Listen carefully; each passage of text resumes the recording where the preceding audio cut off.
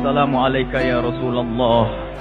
Assalamualaikum ya Habiballah. Assalamualaikum ya Nabi Allah, ya Rasulullah. Kami yang hadir di tempat ini hamba-hamba yang mengaku pecintamu.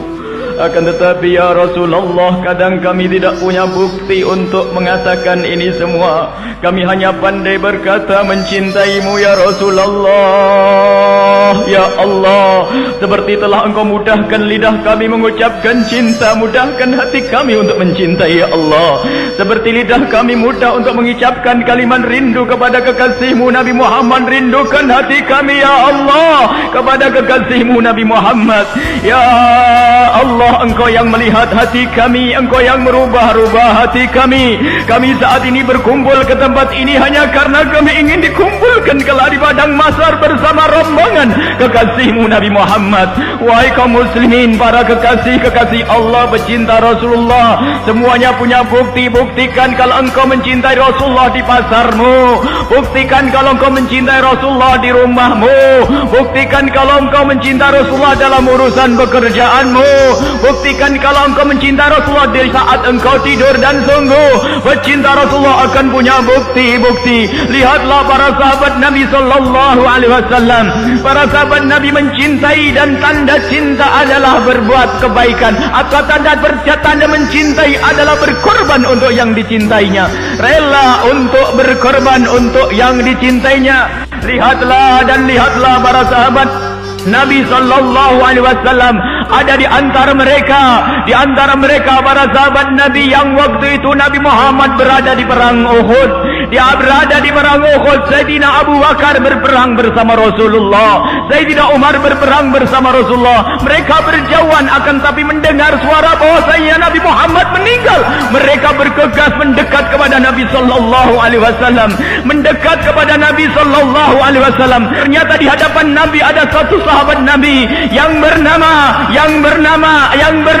salah satu sahabat Nabi sallallahu alaihi wasallam yang bernama Abu Talha bin Ubaidillah. Abu Talha bin Ubaidillah berada di depan Nabi Muhammad dan berkata, "Nahradunna nahri ya Rasulullah." Sebelum leherku dulu yang boleh dipenggal ya Rasulullah. Sebelum badanmu biar badanku yang menjadi tameng ya Rasulullah. Sebelum nyawamu biar nyawaku ya Rasulullah. Sehingga saat itu Abu Talha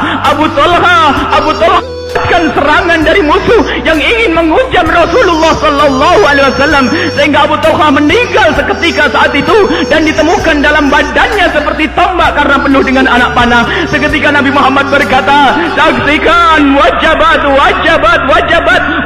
ia mendapatkan surga." Di saat seperti itu Sayyidina Abu Bakar As-Siddiq dan Sayyidina Umar bin Khattab kemudian datang, dan di saat itu ternyata ditarik oleh satu sahabat Nabi yang bernama Abu Ubaidah menarik Sayyidina Abu Bakar, engkau dulu pernah hijrah ke Nabi Muhammad bersama Nabi Muhammad. Engkau mendapatkan kemuliaan. Aku ingin mulia bersama Nabi Muhammad. Sekarang giliranku, kau mundur wahai Abu Bakar. Akhirnya Abu Ubaidah mendekat kepada Rasulullah sallallahu alaihi wasallam, yang saat itu Rasulullah wajah beliau bersimbah darah, penuh dengan darah. Abu Ubaidah memeluk Rasulullah. Kemudian ditemukan di kening Nabi Muhammad ada besi potongan tombak yang nyangkut di kening Rasulullah sallallahu alaihi wasallam. Akan dicabut dengan besi, takut Nabi Muhammad merasakan sakit. Akan dicabut dengan kayu, takut merasakan Nabi Muhammad sakit. Akhirnya dipeluk Nabi Muhammad, dan Abu Ubaidah mendekatkan bibirnya ke tempat luka tersebut dan menarik besi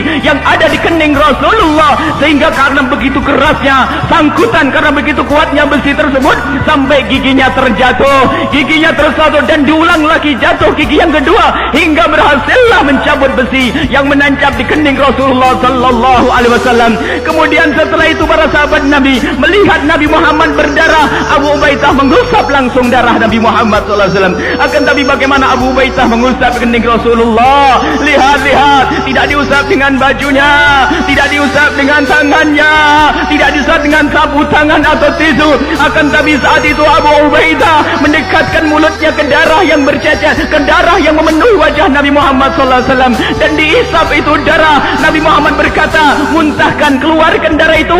Beliau berkata, demi Allah tidak akan aku keluarkan ludah darah ini dari mulutku, dan ditelan. Kemudian Abu Ubaidah setelah membersihkan darah Nabi sallallahu alaihi wasallam dengan mulut beliau, kemudian beliau keluar amarah, kecemburuan kepada Nabi sallallahu alaihi wasallam, kemudian meninggalkan Nabi. Akan aku habiskan musuh-musuhmu ya Rasulullah. Kemudian berjalanlah Abu Ubaidah menjauh, dan Nabi Muhammad berkata, siapa yang ingin melihat ahli surga berjalan di atas bumi, ahli syahid yang masih hidup, itulah Abu Ubaidah. Itulah perjuangan untuk Nabi sallallahu alaihi wasallam.